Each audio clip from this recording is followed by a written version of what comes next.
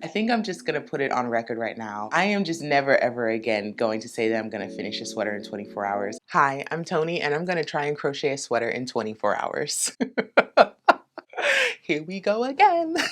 Now, as of recording this, we are exactly 2 weeks out from Rhinebeck, which is an annual pilgrimage to upstate New York that many yarny folk from around the world make every single year. Now, it is customary to wear your handmade things to Rhinebeck, and guess who doesn't have anything done? Me, yes. That is me. That would be me. Now, I committed to making 3 different things for Rhinebeck, one for Friday, one for Saturday, and one for Sunday, so I better get on the stick. Now, if you're gonna be stitching along with me, make sure you like this video and consider subscribing to my channel. I've got 1 million subs in my sights. We're only 200K away. If we make it to 1 million subs before the end of the year, we're going to do an ancestry DNA, but not on me, but on this little puppa right here. I get asked all the time what kind of dog Pepper is, and honestly, I have no idea. Now, if you want to know as well, make sure you're subscribed to the channel because every sub gets us closer to 1 million and gets us closer to finding out what this baby boy is. Oh, you just want to be held like a baby all the time?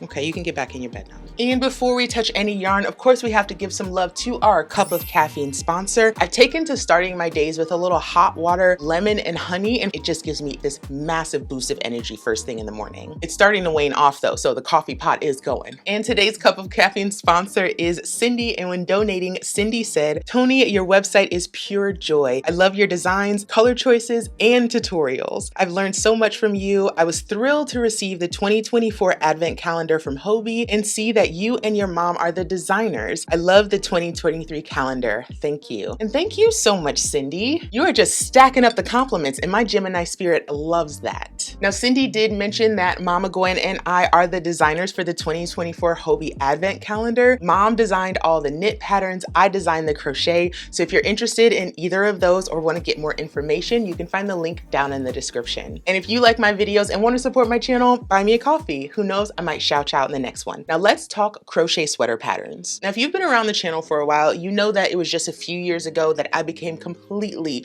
obsessed with crochet sweaters. It was actually my very first Rhinebeck sweater that opened the floodgates for me with what you could do with crochet garments. So in preparation for this year's sweater, I was browsing around Ravelry and I found lots of gorgeous things, but I wanted to do something super duper special. Instead of picking a sweater that already exists, I decided to design my very own Rhinebeck sweater, and actually with my new yarn. My loves, I want to introduce you to Apricity, which is the latest addition to the Happy Place collection of yarns. Apricity is a category 6 super bulky weight. It comes in 25 absolutely scrumptious colors, and the blend of alpaca and wool makes this feel like a squishy little cloud. The yarn debuts on Hobie's website on Friday, October 11th, so please mark your calendars and do not miss the debut. You can join the exclusive VIP email list to get product updates as well as be entered in giveaways, and I've got that linked down in the description. Now, you know I'm not going to give you new yarn without giving you new patterns, and there are 8 total patterns coming out when Apricity debuts on Friday, October 11th. And one of those patterns is the maple sweater. Now, I gave you a preview of that in my last video, the 50 crochet sweaters video, and I'm so obsessed with that piece that today I'm going to be making my 3rd. The first one is this gorgeous color block situation to show off the gorgeous range of colors within the Apricity line. And then the second one included a bunch of different stripes. There's lots of colors in there, and actually my best friend picked those out, and I just want to wear that thing every single day. So now that I've done a color block one and a stripe one, I thought it would be fun to do a solid, which I just don't do very often. But with 25 colors to choose from and being in love with every single one of them, it's really hard to make a decision. So I grabbed a few of my favorites, and I'm gonna let Siri help us out. Now, here are the colors that I'm gonna be deciding between, and let me give you a quick intro to each. So this one right here is color number 2, and it's called Taupe. It's one of my favorites when it comes to the neutrals because it's got this gorgeous tonality to it. This is color number 22, and it's called Oat Milk. It's got a really nice dove gray base with these flecks of darker gray. Now this one is really vibrant. It's color number 10, and it's called Poppy. It's a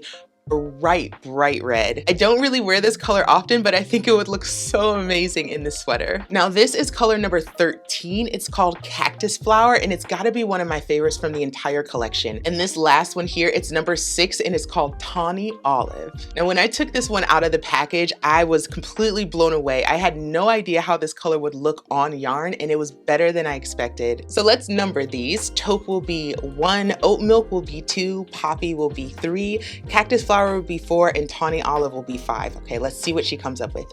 Hey Siri, pick a number between 1 and 5. A random number between 1 and 5 is 1. Looks like we're going with taupe. I really wanted this one to win, and I'm glad that it did. I think it's the perfect neutral. You can pair this with anything, and I have so many boots that will match this perfectly. All right, let's get started.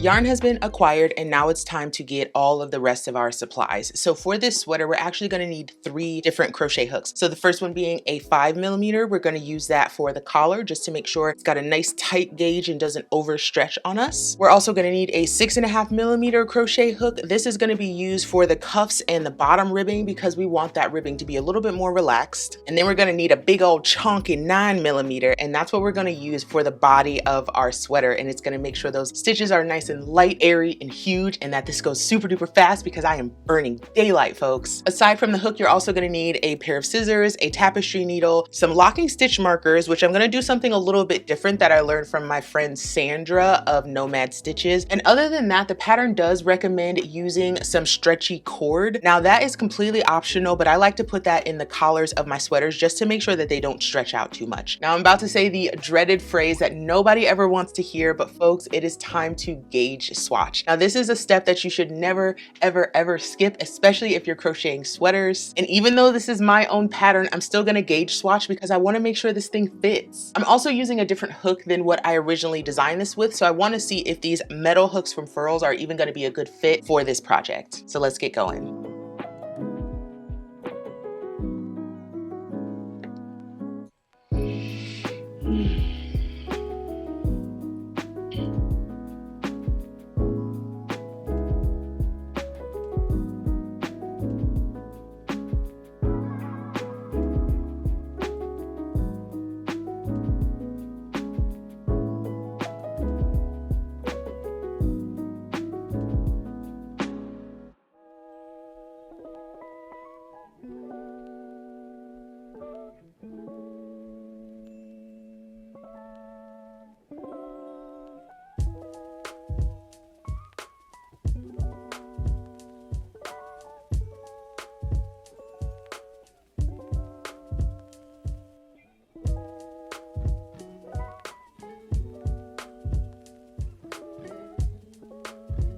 Well, as unfortunate as this is to admit, we are having some issues with our Furls hooks. I finished the gauge swatch. First off, it's absolutely gorgeous. This is the color Cypress in the collection, if you're curious. So we were able to hit stitch gauge with the proper hook, which is wonderful, but we were not able to achieve row gauge. And what that means essentially is that when I'm creating my stitches, I'm yanking that loop on my hook up a little higher, so it's making my stitches taller. Now, the reason that won't work for this sweater is because we're already working with thicker yarn, and crochet stitches tend to stretch over time. So if we already have a gauge that's too big, it's only going to get bigger. That means you're going to be able to see through the stitches. And since this is my top, we don't need that happening. So as much as I would love to use my gorgeous rose gold Furls hooks, I am going to switch back to my tried and trues, baby. We're going with the clovers. Now I know for sure that I get perfect gauge with these because the plastic on this hook gives me a little bit more tension, and that helps keep that loop on my hook from yanking up too high and making my row gauge off. Sure, these These aren't as pretty as the other hooks, but they work just as well, if not honestly a little bit better, so I'm fine going with these. Now, if we're gonna finish this sweater in 24 hours, I better book it. It is exactly 12 noon, so let's go find a comfy spot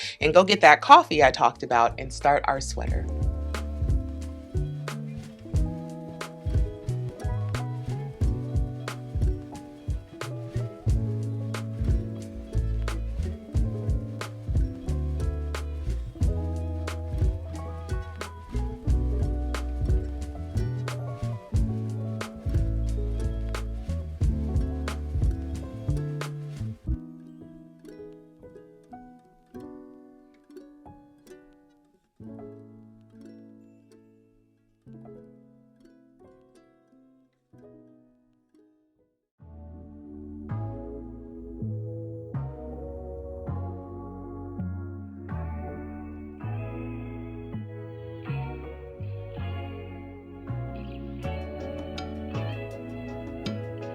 Literal perfection.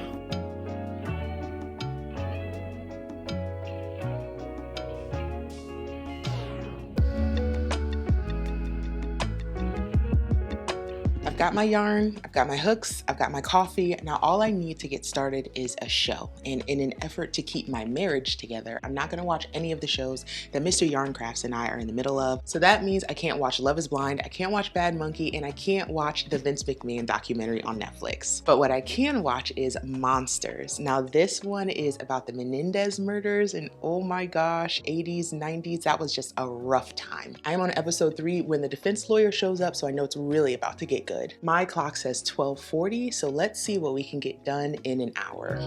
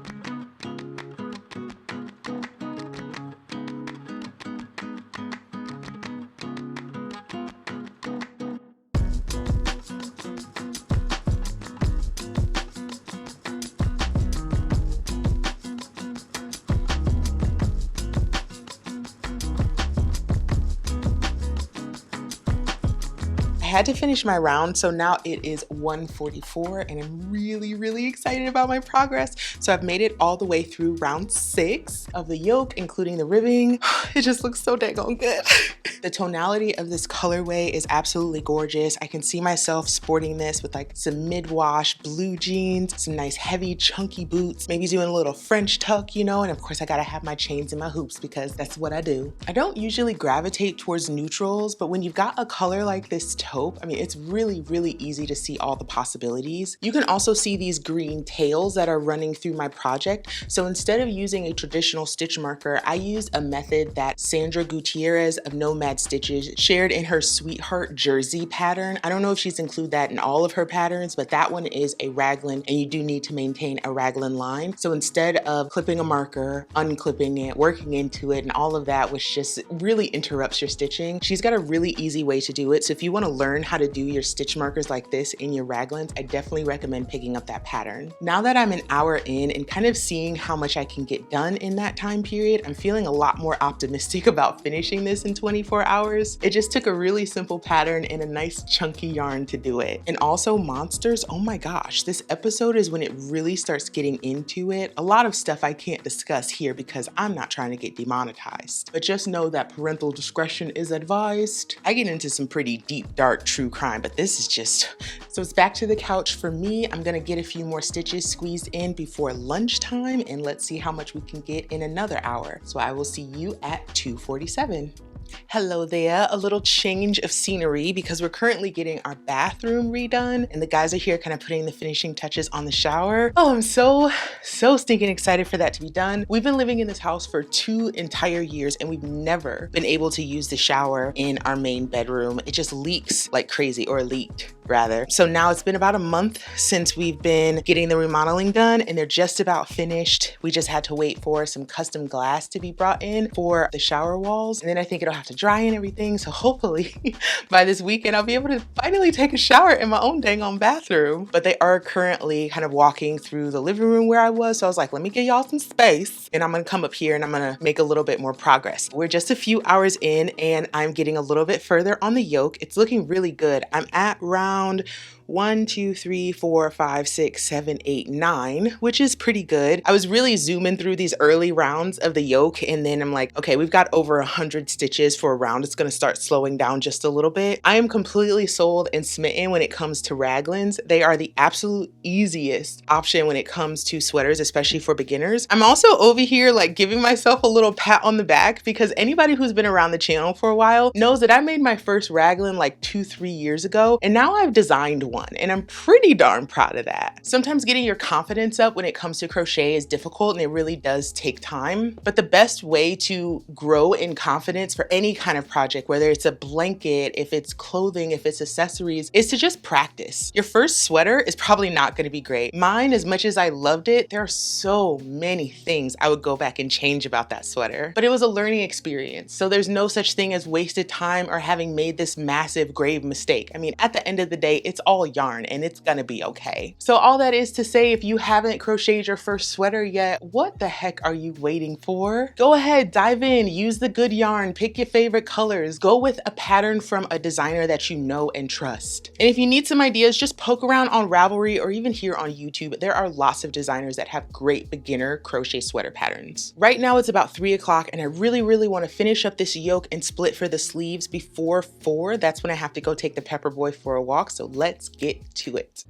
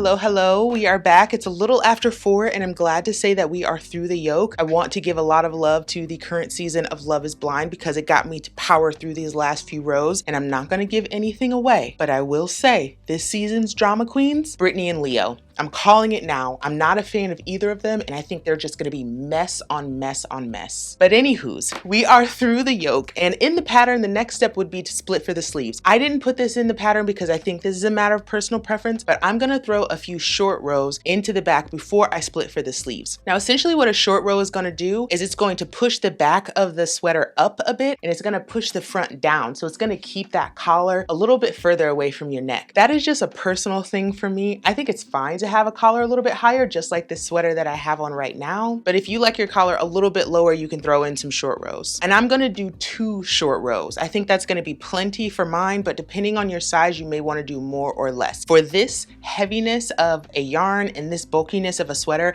I wouldn't do any more than 3 short rows, no matter how big you're going. If you wanna get a feel for how to do a short row, come in close. Our seam has been along the center back, so the first step is to fasten off. All of the marked stitches will be part of the sleeves, so we're going to join 1 stitch in to just work along the back of our sweater. And now we'll crochet along the back to the next marker. I'm going to continue crocheting across until I reach that next marker, and I'm not going to crochet that marked stitch. Instead, I'm going to turn my work, chain 1, and since I'm doing 2 rows of short rows, I'm going to double crochet just along those same back stitches. Now, as you can see, before working your short rows, your collar is even with itself. But once you work those short rows, the front of your collar comes down a little and the back goes up, just making it a little bit more comfortable on your neck. Now that we added those cute little short rows, it is time to split for the sleeves. I'm so excited about our progress. Look at you. Beautiful. So now, to make sure my dog doesn't completely bite my heels off, I need to take him for a walk, and then we can finally split for the sleeves and make some more progress. Let's do it. Pepperoni, you wanna go for a walk? You wanna go outside? Okay, fine. Let's go. Whoa. Go.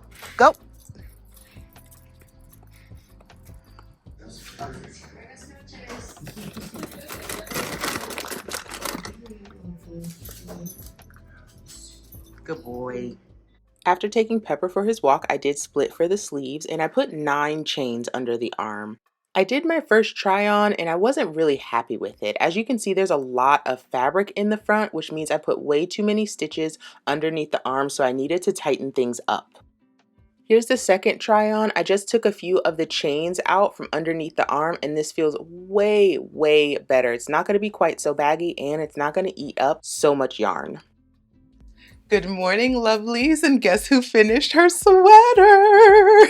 Not me. It was not me. Was it you? No, it wasn't me. But I mean, you can admit it though. I tricked you. You thought I did. But when you saw this, you were like, oh my God, look at how... No, I am not done. But I would say for one day's progress, I kind of killed it. This is cute as heck. My main objective last night was to finish the sleeves, which I did because I wanted to avoid what's called sleeve island. Now, for the uninitiated, sleeve island is that point in your sweater where you've worked the entire torso and now you have to go back and finish the sleeves to complete the sweater. Nobody really likes sleeve island because once you've gone through all the effort of completing the torso, going back and completing the sleeves kind of feels like a chore. And that's definitely the case for me. So I was like, nope, put on another episode of Love is Blind because we're pushing through these sleeves. Speaking of Love is Blind, oh my gosh, Brittany and Leo just left and now Nick and Hannah are the drama. I did not see that one coming, even though I didn't really like Nick or Hannah from the very beginning, but that's just my 2 cents. Anywho's, about these sleeves, I did do a slight deviation from the original pattern. So in the original pattern, I just do a regular old raglan sleeve where you gently decrease all the way down. So you've got more of a fitted sleeve. Now, since this is my 3rd time making this sweater, I'm not just gonna make the same sweater again. I gotta switch it up, you know what I'm saying? So instead, I did what's called a bishop sleeve. And that essentially means that I did not do any increasing or decreasing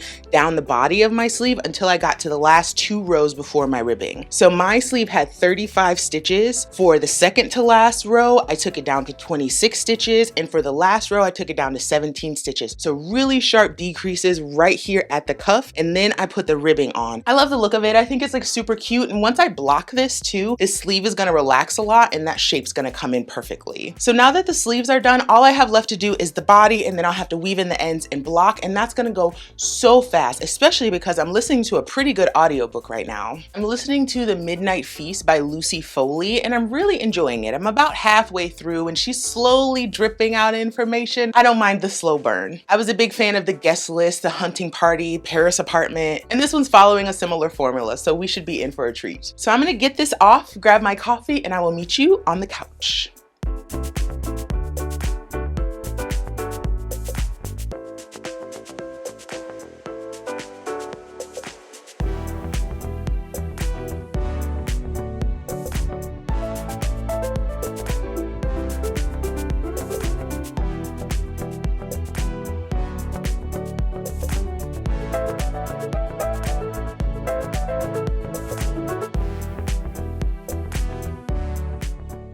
While Tony handles that bit of business, I would love to share the full Apricity color palette with you. There are 25 total colors, so grab a pencil and a piece of paper to make notes about your faves. Now first, we have number 1, which is called Sugar. It's a bright cream color that matches everything in this palette. Number 2 is called Taupe. That's the color we're using for our sweater today. It's mostly grayish with hints of gold throughout. Number 3 is called Hazelnut, and it's kind of like a lighter cousin of Taupe, a really pretty neutral. This palette has a delicious combination of browns, starting with 04, which is called Spice. It's an ash brown that reminds me a lot of falling leaves. Number 5 is called Hickory. It's a deep velvety brown that brings to mind grand libraries and wingtip shoes. You got a peek at number 6, which is called Tawny Olive earlier, but let's take a closer look. It's a unique blend of yellow and brown that I didn't know I've been missing my entire life. 07 is called Amber, and it's the only true yellow in the palette. But when you're this gorgeous, honey, you don't need to share the limelight. Number 8 is called Tiger, and it's a vibrant orange that looks like freshly picked carrots.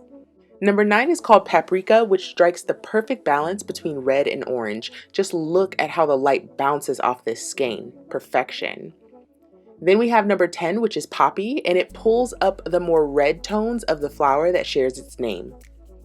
We soften things up with number 11, which is called Quartz. It's a sweet baby pink for those who prefer pastels.